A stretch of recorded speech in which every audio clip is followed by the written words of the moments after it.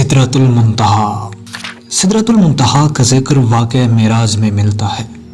سدرہ عربی زبان میں بیری کے درخت کو کہتے ہیں، جسے دنیا کی بیریوں پر قیاس نہیں کیا جا سکتا۔ اللہ ہی جانتا ہے کہ وہ کس طرح کی بیری ہوگی۔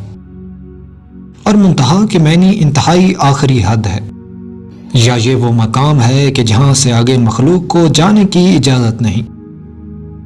سدرۃ المنتہا پر ہر عالم کا علم ختم ہو جاتا ہے، اور اس سے آگے جو کچھ بھی ہے وہ اللہ کے سوا کوئی نہیں جانتا۔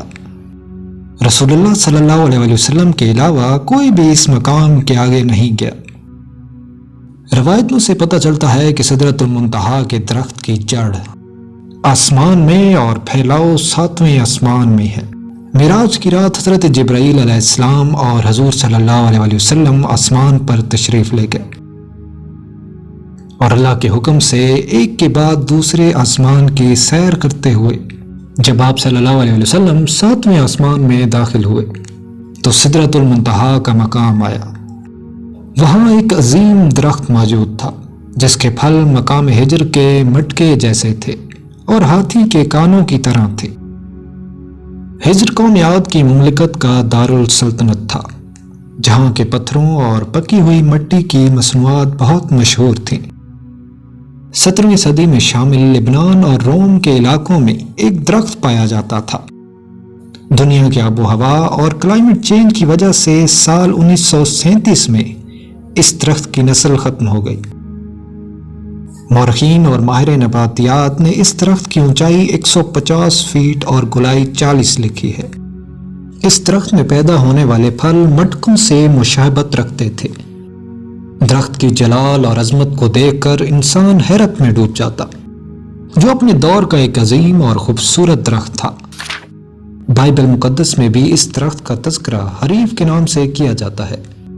حضرت سلیمان، حضرت موسیٰ اور حضرت عیسیٰ علیہ السلام کے ارشادات میں بھی بڑے ادب کے ساتھ اس درخت کا نام ملتا ہے۔ حضرت سلیمان علیہ السلام نے اپنی عبادت گاہیں اور محلات اس درخت کی لکڑی سے بنائے تھے، کیونکہ اس درخت کی لکڑی اتنی خوشبو اور چمک کی ہوتی ہے کہ اس سے بڑی عبادت گاہیں نہایت بہتر اور صاف ستھری رہتی ہیں، اور تقریباً 400 سال تک ان پر موسم کا اثر نہیں ہوتا۔ شام، لبنان اور یونان کے علاوہ یہ درخت ہندوستان کے ہمالیہ سلسلے میں بھی پایا جاتا تھا۔ اس درخت کو ہندوستان میں دیوتا کا درخت مانا جاتا تھا، اس لیے اس کا نام دیودار تھا۔ اسلام سے قبل عربی کتابوں میں بھی بیری کے درخت کا تذکرہ ملتا ہے۔ مختصر یہ کہ یہ درخت دور قدیم کا ایک اہم اور نایاب درخت تھا، اس لیے قرآن و حدیث میں سدرۃ المنتہا کو دنیا کے اس بیری کے درخت سے تشبیہ دی گئی ہے۔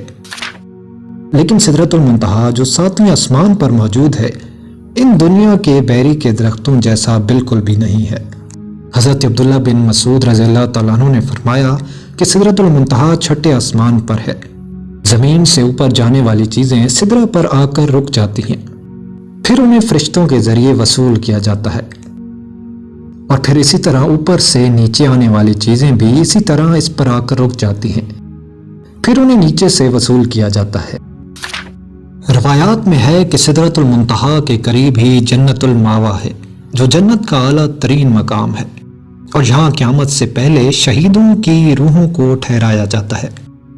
سدرۃ المنتہا کے متعلق مختلف روایات میں آتا ہے کہ اس کے ہر پتے پر فرشتہ کھڑا ہے جو اللہ کی تسبیح میں مشغول ہے، اور اس کی شاخوں اور پتوں پر سبز رنگ کے پرندوں کا جھنڈ بیٹھتا ہے۔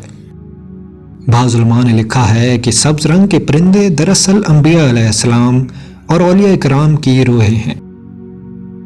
سدرۃ المنتہا جس کے تنے کی چوڑائی سال کے سفر کے برابر ہے، جبکہ ایک بہترین سوار اس کی شاخوں کے سائے میں تقریباً 100 سال تک سفر کر سکتا ہے۔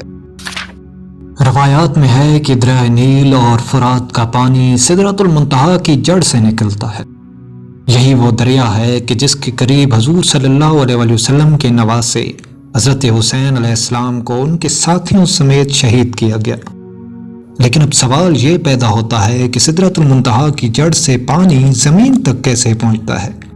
اس پر مختلف علماء کی مختلف رائے ہے، جس میں سے ایک نظریہ یہ بھی ہے کہ शहाब साकिब के जरिए पानी जमीन तक पहुंचा। 20वीं सदी में साइंस को शहाब साकिब और दीगर सितारों के बारे में बहुत कुछ नया पता चला। हम जानते हैं कि शहाब साकिब वो पथरीले मादे हैं जो निज़ाम शमसी के बनने के साथ वजूद में आए, और अगर हम इन्हें सियारों और सूरज के बनने में बाकी रह जाने वाला कचरा कहें तो ये गलत ना होगा। साइंसदानों ने ज़मीन पर गिरने वाले इन पत्थरों का मुशाहिदा भी किया कि आखिर ये पत्थर बनने किस चीज़ के होते हैं। उनकी जांच से न सिर्फ हमें ज़मीन और बाकी सियारों की हालत ज़ार के बारे में बहुत सी मालूमात हासिल हुई, बल्कि ये भी मालूम हुआ कि उनमें पानी भी मौजूद है।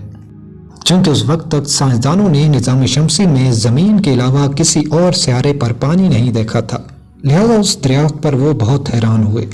साइंसदानों ने यह भी तहकीक से पता लगाया कि ज़मीन के बनने के फ़ौरन बाद ज़मीन पर कई सालों तक इन सियारचों की बारिश होती रही, और मुमकिन है कि ये सियारचे अपने साथ पानी ज़मीन पर लाए हों।